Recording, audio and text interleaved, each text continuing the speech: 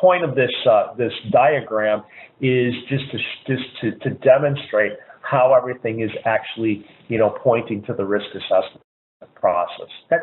So as far as our outline, very interesting. The way they've organized this edition to NFPA 70E, and what I've done through the PowerPoint is I've actually kind of followed how it appears within the standard as far as what has been changed, what might have been taken out, and what is new material. One of the things that they've done is, and they've done in all their publications as far as NFPA, is they highlight things within the standard that were changes from a previous edition of the standard. They've also put little triangles prior to certain paragraphs that they have in the standard as far as deletions, figure table revisions. I'm not going to get so much into sections that have been deleted, but I'll definitely get into new material. So you're familiar with, and once you get a copy of the standard, and once you look into the standard, you understand what these particular symbolism, so to speak, actually applies as far as how they actually organize the standard. Okay, so first thing that we want to get into, the first thing that I promise you that is the most notable and the most significant portion as far as NFPA 70E is that of job planning. So what they want you to do in this potentially high consequences situation is they want the worker, they want the organization to plan the job prior to the job being formed. We know that the most advanced notice that we have, particularly regarding high-risk type of situations, the further in advance that we plan for it, the more likely we're able to keep the worker safe on the job. So basically, job planning and job briefing. And what I've done is I've given you, so I didn't, pull this out of my hat, it's specifically out of the standard, is I've specifically given you the article numbers where this specifically is coming from within the standard. So basically what they're requiring us to do within job planning is that it be completed by a qualified person. So the question I often get, well, what the heck is a qualified person? The standard specifically defines a qualified person as that person who is knowledgeable within the construction and operation of electrical equipment, and they know the risks, and I stress risks, and how to mitigate those risks as a result of exposure to those electrical hazards. And that is a lot of what I do as far as qualified person training. Those people that will have potential electrical exposures, i.e. they're going to be doing voltage testing, they're going to be exposing themselves to some type of electrical safety risk that's not brought to safe levels via engineering controls. That's how we describe a qualified person. The other thing also is that it be documented. If it's not documented, we know, even if we did it, or if it was not done correctly, it didn't happen. That's all part of job planning. Within job planning, as I've said, most notable change is that of the inclusion of a risk assessment.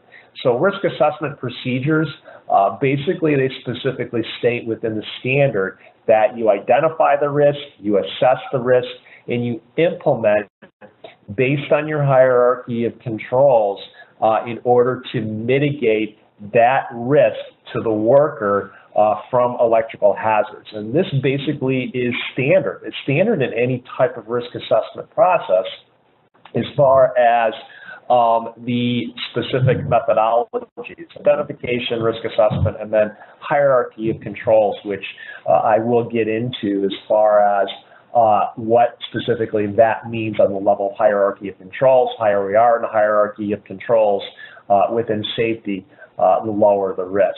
Now, this particular diagram is interesting because I do a lot with risk assessment. This is actually out of one of the ANSI standards. ANSI ISO 310010 actually gets into risk assessment methodologies.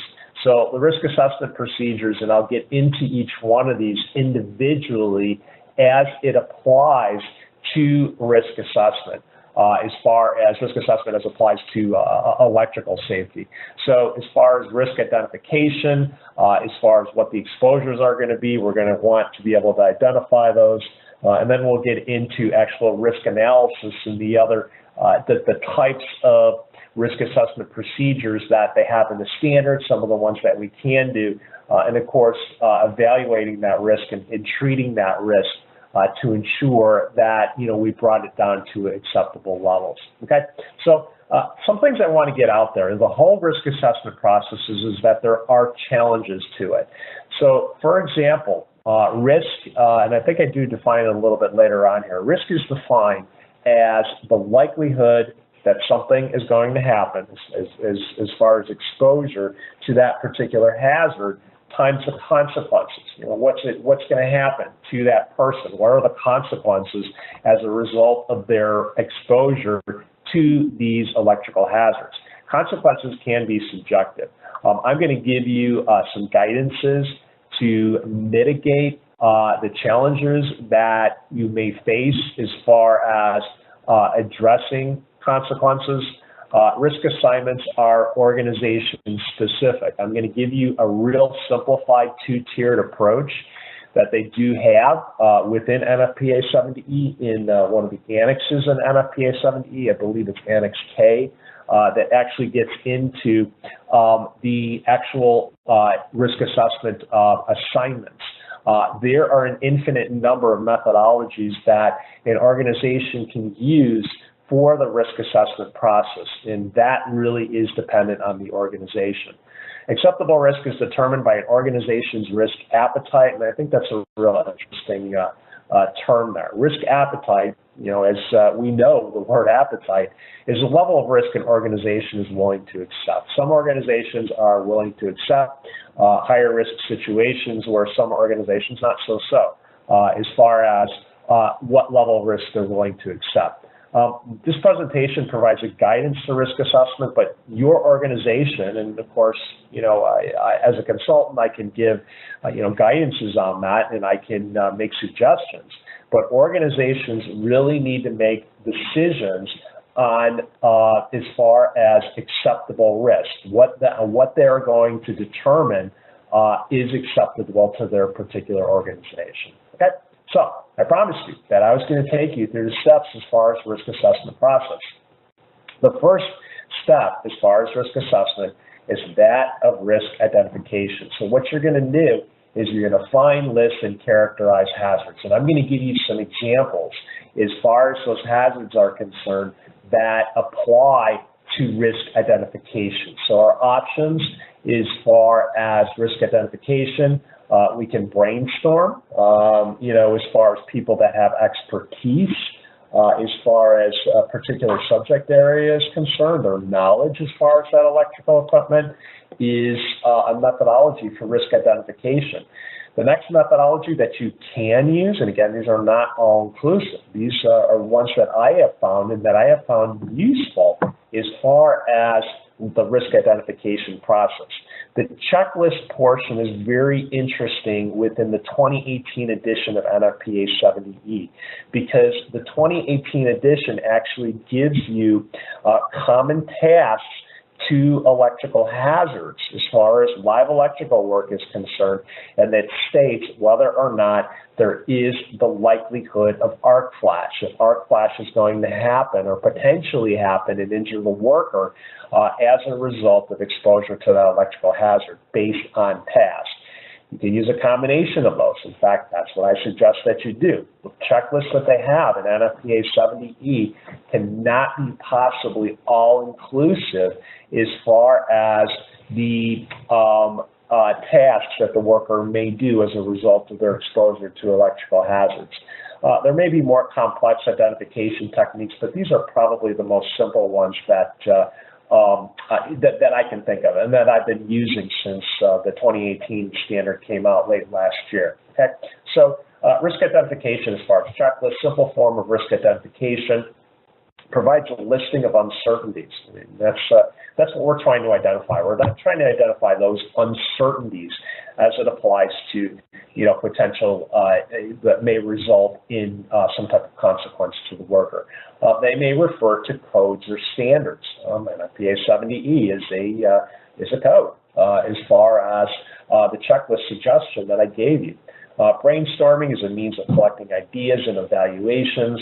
I'm working with an organization that actually manufactures electrical equipment, and they know a lot. I mean, they have to know a lot about that electrical equipment. So what they're able to do is brainstorm while we may have this particular risk that the worker is actually facing. Stimulated by one or more team interview techniques really is the best way, to have a team approach or a risk assessment team. A lot of organizations have as a result of the risk assessment process. Okay? So risk identification. This actually is a cutout of one of the techniques that I've developed as a result of standard, as far as my interpretation of the standard. What I've done in this particular cutout here is I've given you a task number. Okay, so a lot of times when a worker's encountering an electrical hazard, they may be doing several tasks. Sometimes they'll be doing just one task. And what I've done in this case is I've given you a real simple common task of voltage testing. So basically, we're describing voltage testing. The job tasks are going to be voltage testing on a 480 volt AC panel board. Alternating current as far as panel board houses circuit breakers for distribution without a facility. I think we all know what a panel board is. The hazards in this case, as far as identification, is that the arc flash that will result anytime that you have metal-to-metal contact, as far as a metallic object that is contacting a energized metallic type of electrical enclosure or whatever, that is a potential for arc flash. Shock hazards can happen if the worker contacts that 480 volts. The other thing also, and I don't think I mentioned it yet, that's really interesting within the 2018 standard is this whole concept of human error. What's interesting is they've added an Annex Q within NFPA 70E that gets into human error. We're human beings. We make mistakes, and we try to mitigate those mistakes by actually identifying what errors we may have. And it's a pretty extensive list that they do have within NFPA 70E for identification of error precursors. Okay, step 2. Once we have identified the hazards, so we're doing voltage testing. We've identified, the fact that, arc flash and shock hazards are likely as a result of exposure to those electrical hazards. We want to see what the risk is and do a proper risk assessment process. There's 2 stages that we have to look at risk analysis. The first step in risk analysis is we look at what is called inherent risk. We look at no controls in place. So the worker's not wearing PPE, he's not trained, he does not have his administrative controls in place. We look at that and we address the risk on that, and what we should see based on our position of the hierarchy of controls is going through the risk analysis after controls in place, we should see a reduction in risk. That's what we call risk treatment. Requires predetermined likelihood and consequences variables. What I've done in this slide is I have basically given you the definition of risk. Risk is likelihood, or what can be used as far as terminology for that particular variable is that of probability, and then consequences is that of severity as far as what that exposure may entail. Okay, so I've just defined it here. Likelihood, proximity to the task, frequency of the task. We know the more times we do something, the greater the likelihood, greater likelihood that we're going to be injured. Severity looks at injury severity, potential first aid, disabling injury, fatalities. That's what we're talking about as far as severity. And then we get into acceptable risk. We get into that risk appetite. And we know the only way we're going to eliminate risk is if we eliminate the hazard. The hazard's not there, it can't hurt us. We're not going to have risk. But we know we're going to have a certain degree of risk if the hazard is there, regardless of our position on the hierarchy of controls. Okay, so determination as far as likelihood variable, this is key, folks. This is really where the NFPA 70E, the 2018 edition, becomes really useful for us as it applies specifically to electrical hazards, how the worker is facing these risks to electrical hazards. Checklist method for risk identification. Basically, within NFPA 70E, there is a checklist. Gee, that's one of our areas that we look at, or one of our options for risk identification is checklists. So checklists, right, in NFPA 70E. There's a table within NFPA 70E that gives common tasks that the worker is going to be doing. What's interesting is that table is not new. They were using that table for other purposes in the previous edition, in the 2015 edition of NFPA 70E. What they've done is they've moved that table from the PPE category selection as far as PPE is concerned into the risk assessment portion of NFPA 70E. So basically table 130.5C within the standard gives me a listing of these common tasks, and it tells me, gee, I could have arc flash. Likelihood of an arc flash is yes, and maybe doing tasks where there is not very much so a likelihood of arc flash. Okay, so determination of a likelihood variable, table 130.5 within the standard actually does apply here, and I advise, as far as the risk assessment process, is that you become familiar with that table, because it is really important. Modified table can use for either arc flash risk assessment methodologies. There still are two methodologies for doing arc flash as far as arc flash determination. One that is becoming more and more common, that I see more and more, is to actually do an incident energy analysis, or a what they do consider an arc flash risk assessment, but the engineering analysis really does only look at the consequences variable. PPE category methodologies, we still do have that methodology available to us. 0, 1, 2, 3, 1, 2, 3, 4. We no longer, we haven't had a 0 since 2015.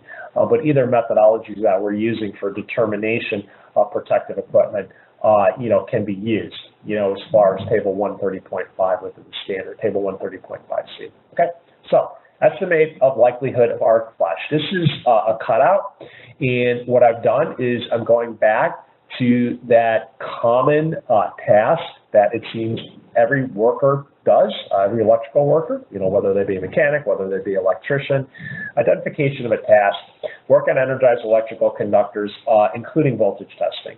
What they do within the table, and this is a cutout of 130.5C within the standard, is they identify the task, work on energized electrical conductors, including voltage testing. They give you a equipment condition, and they basically say any condition. Okay, so what's interesting within the standard is they give these definitions, and if you went through my 2-day course, I elaborate on it, or my qualified person course, I would elaborate it on in much more detail, that they give normal working condition versus abnormal working condition. Here they're saying any working equipment condition. Abnormal working condition is it's not in proper engineering controls. Normal working condition is that it is. So in this particular case, you're doing voltage testing, any equipment conditions, yet you're going to have an arc flash. As far as likelihood of an arc flash is going to be present in that case. That's how we estimate the likelihood variable in this case, okay? Determining the likelihood variable, the other thing also that they want us to take a look at during the risk assessment process, during our pre-drop planning, is this whole concept of human error. Okay, and it's new. You can see as far as my slide is concerned. I've shown you where I've gotten down in the standard. They've also placed an Annex Q within the standard. Table Q5 on page 91 gives factors for human error. So error precursors, lack of clear understanding of standards, human performance tools are to mitigate those particular error precursors. Okay, so that is what they're specifically giving and want you to take the consideration, what they want the qualified person to take into consideration for determination of that likelihood variable. Okay? Okay, determine the consequences variable. Now, one of the interesting things that they do within the standard, in Annex K within the standard, is they give a 2x2 table. They give likelihood and they give consequences, which you will see regardless of the method of risk assessment that you use. They give a 2x2 table and they actually say something like insert the level of energy that you want to use. NFPA 70E really doesn't give these thresholds as far as consequences as part of the risk assessment process. One of the things as far as rules of thumb that they do give, however, is that they require arc-rated clothing when there's an incident energy exposure of 1.2 calories per centimeter squared for arc flash. Okay, so calorie is a unit of heat. Centimeters squared is a surface area as far as exposure. The body has a lot of square centimeters on it, but that's what they're saying, and that's what I suggest that you use as far as the threshold. The other thing also as far as the threshold that for shock, or addressing shock hazards, that I suggest you use is that of 50 volts. 50 volts is used in most of the OSHA standards, whether they be federal OSHA standard or state mandated standard, as far as the levels that, or the threshold that is going to require some type of shock protective techniques given the worker exposure. Okay. Note that you can't reduce consequences unless you reduce the energy. This is often an error that happens in the whole risk assessment process. The consequences will not change unless you reduce the amperage, the voltage, etc. What's going to change is that of the likelihood variable. Okay, so I'll show you that on the 2x2 table as far as the risk assessment process, and hopefully that'll make more sense to you, and I believe that's in the forthcoming slide. It's in the slide. What I've done here is on the top part of this slide is I've given you likelihood of occurrence and probable versus probable on the vertical column there. And then the horizontal column to the right there, I've given you energy as far as threshold. And what I'm suggesting, this is straight out of the standard, but what I'm suggesting that you do is that you use 1.2 calories, because that's what they use in the standard as far as making a determination for the threshold when arc-rated clothing is going to be required. I've also given you the legend, as far as likelihood of occurrence, probable versus possible, as far as defining those, adequately guarded, avoid contact, where it's possible it's not adequately guarded, so you can make that decision as far as what the exposure is going to be. Severity of harm, again, my suggestion is to use that 1.2 calories, that is the threshold that they're considering will cause a second-degree burn on unprotected skin as a result of the arc flash. Okay, so I guess it's your turn, finally, as far as another question is concerned. Okay, so you're going to have to read into this a little bit here as far as the specific question, and I'll try and go through it slowly so you can understand it as far as doing risk assessment. Okay, so 1.2 calories per centimeter squared. An organization has selected an incident energy of 1.2 calories per centimeter squared in 50 volts as thresholds to trigger further risk reduction. In our example of voltage testing, 480 volt panel board, let's say we have 7 calories incident energy and we have several human error precursors that we have identified. What is the overall risk if we use a 2x2 table? So some of the things that you hopefully are going to see as a result of this question is that I am above 1.2 calories.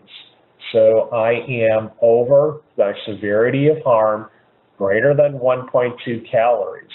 I have identified that I am in a situation where the worker is going to encounter that electrical hazard and it's not under engineering control. So I'm curious to what people would think here. First question says, the risk is low. Yeah, I kind of doubt that. We've already said that we're going to have a degree of exposure. My second choice is the risk is high. Do we need to do further risk reduction? My next option is that the risk is high. We don't need to do further risk reduction. Or my last option there is that the risk is low. And I'm just curious as to what people may say as far as whether you think the risk is high or low. Well, I think you've probably already eliminated two on that. And to whether or not you actually need to do further risk reduction, the fact that you have exceeded those thresholds that actually are those of, that's just going to cause some type of harm. Okay, so I think everybody pretty much got it. I know it's not the easiest concept to grasp within 30 minutes or so that we've been talking about this. But yeah, I mean, your risk is going to be high. I mean, that's the point. You're in the lower right-hand corner as far as the matrix is concerned, and you have identified the fact that the risk is high. Gee, we got to do something about this. We have to protect the worker. That's the whole purpose as far as doing the risk assessment process and mitigating that risk. Okay?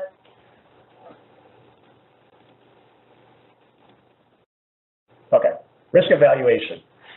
Risk control in place, further risk reduction is required. We made that decision. Now, what the standard requires is that we go through the hierarchy of controls and we make decisions as to how we're going to reduce that risk. Okay, so risk evaluation as far as our hierarchy of controls, and this is true for any safety type of situation for implementation. So elimination as far as risk control methods, lockout, tagout. But we know to get to lockout, tagout, we may have to do voltage testing. So we may actually be at the bottom of a hierarchy of controls until we get to the top of a hierarchy of controls. Our next option, and again, we're going to the most reduction in risk to the least reduction in risk, is that a substitution as far as reduction in energy. Once an electrical system is in place, it's kind of difficult to reduce the energy, so it may not be the most practical in most situations. Engineering controls, can we guard our energized conductors? Going down to awareness as far as signage. Arc flash labels is a form of signage. That is an awareness technique. Administrative controls, procedures as far as job planning, and then PPE, shock and arc flash PPE. One of the things that I do like to point out, further risk reduction as far as human error. Again, what the standard is requiring us is that we take human error into consideration, that we actually, identify different error precursors and try to reduce that as far as what the worker exposure is going to potentially be. The other thing also that I'd like to point out is in safety, we have what is called the Swiss cheese model. And if you think about and visualize what specifically they mean by the Swiss cheese model, I think that it would make sense to you. So picture Swiss cheese. You picture, you buy a block of Swiss cheese from the grocery store. You start cutting into it, it's got lesser holes. You put the slices together, and you've got less holes as you go down, into the center of that Swiss cheese block. Basically comparing that to our levels of hierarchy of controls, we see that the potential for incidents is actually higher with PPE because that's on the bottom of a hierarchy of controls. Once we start getting into our administrative controls, once we start getting into our engineering controls, we have less holes as far as that model is concerned. When we layer them, we've got even lesser risk. And that's a suggestion as far as that I advise that you take as far as going through your hierarchy of controls and reducing the amount of, taking the amount of credit as far as risk reduction that you can as a result of going through that hierarchy of controls. And hopefully that makes sense to you by using the Swiss cheese model. Okay, so next question for you. Implementation of guarding, signage, training and PPE or a combination will not change. And I'm curious, and hopefully everybody, does understand this. If we're going to implement signage, PPE, and training, which will it not change? Will it not change consequences? Will it not change likelihood? Will it not change either, or it depends on the matrix that we're going to be used? So I'm curious as to what people think that, that position in our hierarchy of controls is not going to change as far as our risk variable is concerned. And again, it's something that I think is it's something that you got to think about and that you got to get used to, particularly when you're going into the risk assessment process. So really, if we do get into guarding, signage, training, and PPE, it's not going to change the consequences variable. In order to change consequences, we have to have a reduction in energy. And the only way that we're going to do that in most cases is if we actually redesign our electrical equipment, which is typically not going to happen practically. Okay.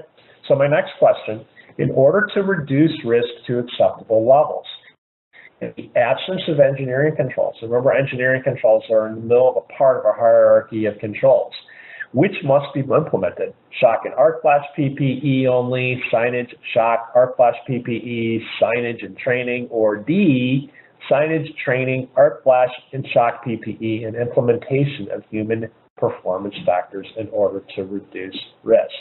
So I'm hoping everybody understands, the whole concept of the Swiss cheese model, that you got to have as many controls as you can in place in order to get acceptable risk, in order to have that understanding within risk reduction as far as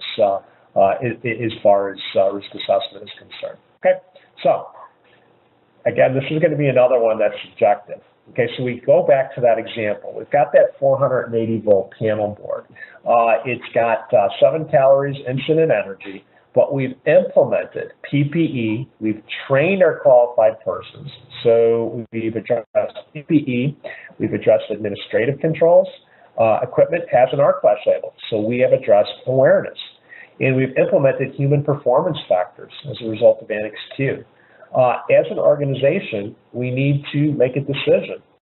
Have we done acceptable risk? And again, that's no real right or wrong answer here, but I'm wondering what people would say as to whether or not we've achieved a risk reduction as far as implementing all these controls. We can always do further risk reduction. We have to evaluate the practicality of that. But I would say, for most organizations, if our risk appetite is to implement as many controls as we can as a result of a given hazard or a given risk, we should be able to reduce the risk. So I would, make a judgment as far as my organization, if I can't do engineering controls, but I've layered these as far as my risk reduction is concerned, that I should be able to get into a lower risk, as far as my 2x2 table is concerned. Okay. Okay. This is what I came up with, and I think pretty much everybody came up with. Remember that severity of harm. I haven't reduced the energy. I'm still at 7 calories. So in that case, I'm in the upper right-hand corner as far as my matrix. And that's what I have implemented, and that's how I've documented as far as my risk assessment process. Okay? Okay. Now that we've done our pre-job planning, now that we've done our risk assessment, I'd be willing to bet that a lot of organizations do a JSA or a JHA, particularly in higher hazard situations where we have implemented or we want to ensure that controls have been put in place as a result of our pre-job planning. So pre-job planning should not occur the day of the job. That should occur as far as advanced as possible. But my job briefing checklist for my JHA recurs the day of the job or shortly before the job as a result of my pre-job planning. So there is checklists that are available within the 2018 edition of NFPA 70E that you can use to ensure that these controls are in place prior to doing the job. Okay. Personal protective equipment, selection of arc-rated clothing when incident energy analysis has been included. Basically, what they've done in the 2018 edition is in the 2015 edition, they actually had the thresholds that are required for different types of arc-rated clothing that were optional within the standard. Now they're mandatory. Basically, they've moved a non-mandatory annex into the actual standard. So that's fairly significant as far as a change within the 2018 standard. The PPE category method has not changed, with the exception of tasks are now part of the risk assessment. So they've actually moved, one of the tables within the standard that was in 2015 standard into an earlier part of the risk assessment portion of the standard. The PPE category, the parameters for using those actually still doesn't apply, but I think they're getting away from using PPE category. The other thing also that I found interesting as far as the training requirements that's new within the standard is that of documentation.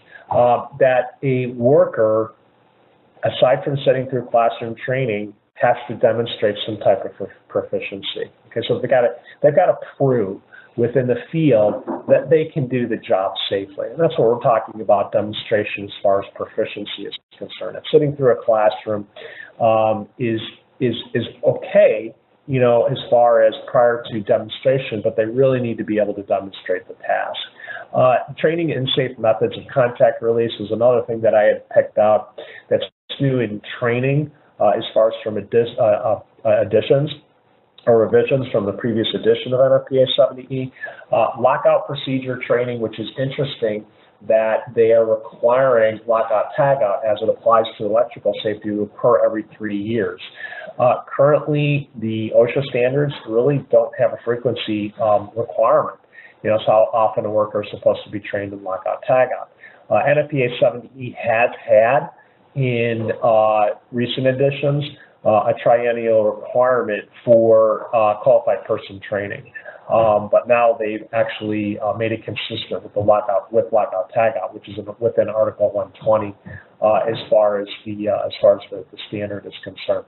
Lockout tagout, as far as planning is concerned, outlines requirements as part of energy control procedure implementation. Gosh, we probably spent about 2/3 of the presentation talking about job planning. So this is appropriate, and this applies to risk assessment. Okay, so if you guys are paying attention, what are the NFPA 70E lockout and qualified person training requirement frequencies? Is it every year, every 2 years, every 3 years, or every 4 years? So I do find this interesting, and I do kind of like it. The fact that there is actually a frequency definition or a frequency requirement within the standard that actually does apply to lockout tagout training and actually applies to that qualified person training.